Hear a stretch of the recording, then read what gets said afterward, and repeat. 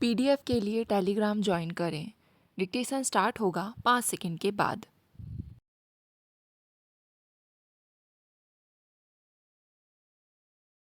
आदरणीय महोदय, मुझे बहुत प्रसन्नता है कि आप आ सके। ऐसे आवागमन का और जापान के साथ विचार विनिमय का हम स्वागत करते हैं, क्योंकि हम आपके देश के साथ निकट संपर्क कायम करना चाहते हैं।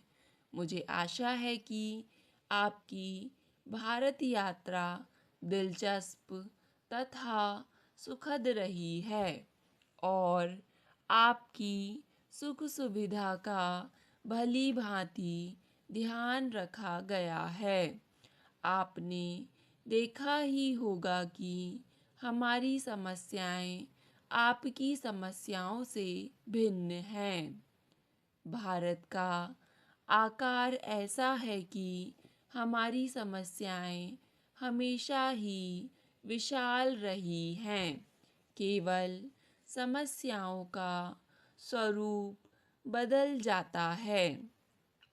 आपको शायद मालूम है कि यह पहला मौका नहीं है कि लोगों ने कांग्रेस को छोड़ा है। वस्तुतः आज प्रमुख राजनैतिक दलों, प्रजा सोशलिस्ट पार्टी, संयुक्त सोशलिस्ट पार्टी, स्वतंत्र पार्टी और कम्युनिस्ट पार्टी में भी ऐसे बहुत से लोग हैं जो पहले कांग्रेस में थे। इस बार अंतर बस यही है कि जिस दल ने कांग्रेस को छोड़ा है, उसने पुराने नाम को बनाए रखा है। यद्यपि अब उन्हें कांग्रेस के नाम से जाना जाता है।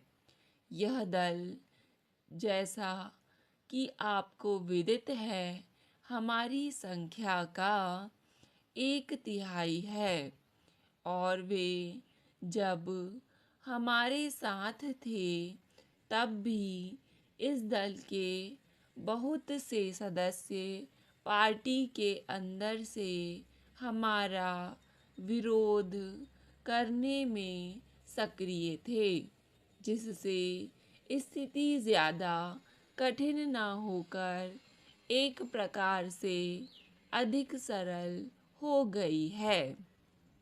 क्योंकि जब आपको मालूम है कि कौन लोग आपके विरोधी हैं, तो आप अधिक कुछ नहीं कर सकते।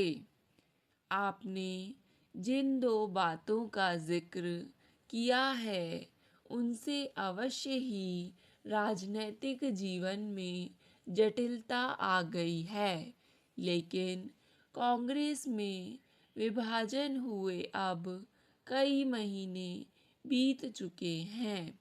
इससे वैसी कोई उथल-पुथल नहीं हुई जिसकी आशंका कुछ लोगों को थी और जिसके लिए कुछ लोग आशा कर रहे थे। देश और कांग्रेस दोनों ही ने इस विभाजन को सहज भाव से लिया है। अभी पिछले सप्ताह ही हमें संसद में सरकार के शक्ति परीक्षण में भाग लेने का अवसर मिला। सरकार को मिलने वाले वोट उसके विरुद्ध मतों की अपेक्षा तिगुने थे।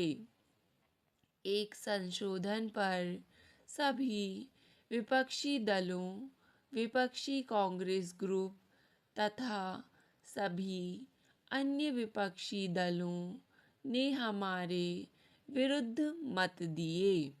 फिर भी हमें स्पष्ट बहुमत मिला। अतिवादी कम्युनिस्टों की कुछ और ही कहानी है।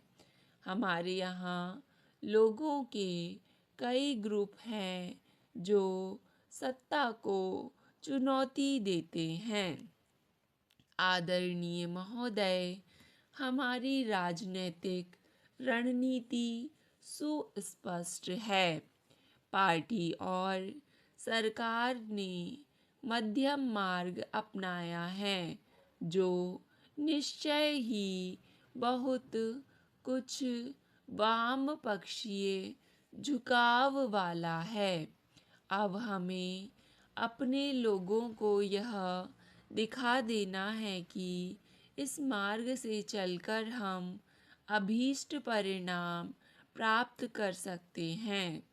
और परिणाम से मेरा आशय केवल विकास की बढ़ी हुई गति ही नहीं है, बल्कि सामाजिक असमानताओं में तेजी से कमी होना भी है। हमारी जनता को आस्था लोकतंत्री व्यवस्था में है। अगर हम तेजी से आर्थिक प्रगति संभव बना सकें तो लोकतंत्र में यह विश्वास और गहरी जड़ें जमा लेगा। यह सचमुच में एक महत्वपूर्ण विषय है। हमारी पंचवर्षीय योजनाएं देश को आगे ले जाने के उद्देश्य से बनाई जाती हैं।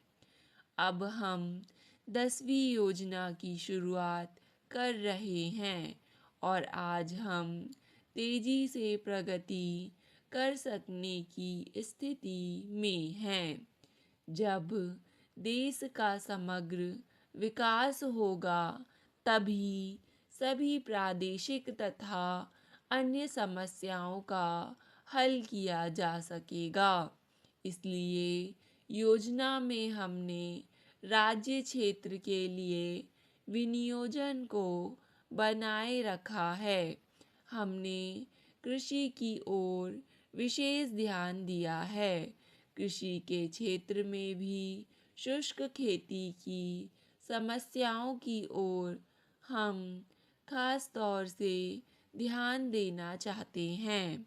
पिछले 2 वर्षों में हमने उन किसानों की मदद की जिनको सिंचाई के साधन उपलब्ध थे और इससे हमारी खेती की पैदावार बढ़ती।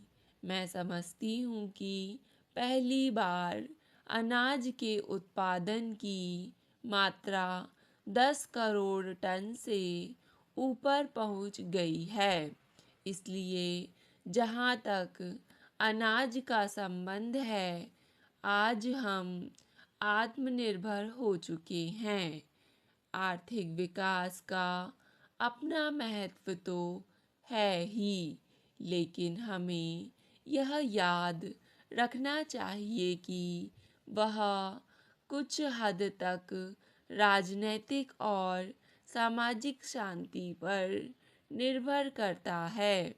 इसलिए हमें देखना है कि आर्थिक विकास कुछ हद तक सामाजिक न्याय के साथ मेल खाता रहे।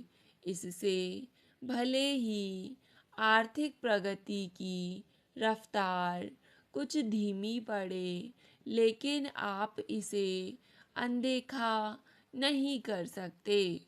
अन्यथा सामाजिक तनाव आर्थिक मूल्यों के लिए बाधक सिद्ध होंगे।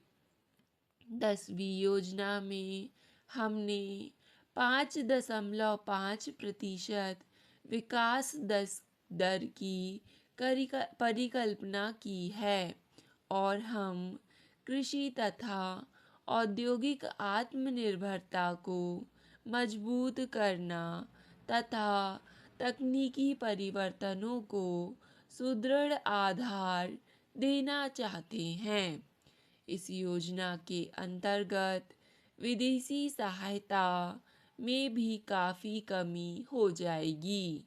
वस्तुतः हम सोचते हैं कि इस दशक के अंत तक विदेशी सहायता की ज़रूरत ही खत्म हो जाए। महोदय, मुझे गुरुदासपुर के लोगों ने बताया कि वहाँ 500 के लगभग युवा गायब हो गए। इसमें कितनी सच्चाई है, वह तो सरकार पता करवाए। पुलिस बता सकती है, लेकिन यह निस्संदेह सत्य है कि पंजाब में आज कई देसी और विदेशी ताकतें सक्रिय हैं और उनके कारण ही यह समस्या हल नहीं हो पा रही है। इसमें कोई दो राय नहीं है कि गरीबी ही आदमी की सबसे बड़ी कमज़ोरी होती है। गांव में रहने वाले गरीब लोगों को शांति से उनके गांव में ही रहने देने के लिए यह आवश्यक है कि हम गांवों में छोटे उद्योगों की स्थापना को प्रोत्साहन दें, उनकी योजना करें। इसलिए जहां हम पंजाब की सुरक्षा के लिए पैसे का प्रावधान करें, उसके साथ साथ छोटे उद्योगों को बढ़ाने के लिए भी समुचित पैसा रखें। यह भी नहीं होना चाहिए, जैसी यहाँ शंका व्यक्त की गई है कि पंजाब बजट के जितने धन का प्रावधान किया गया है, उससे ज़्यादा पैसा सुरक्षा कार्यों हेतु रखा गया है। इसलिए सुरक्षा के लिए रखी गई राशि के बाद गांवों में छोटे उद्योगों की योजना पर ध्यान दें, बिजली के विकास पर ध्यान दें। मेरा आपसे विनम्र निवेदन है। स्टॉप। डिक्टेशन पसंद आए तो वीडियो को लाइक तथा चैनल को सब्सक्राइब करें।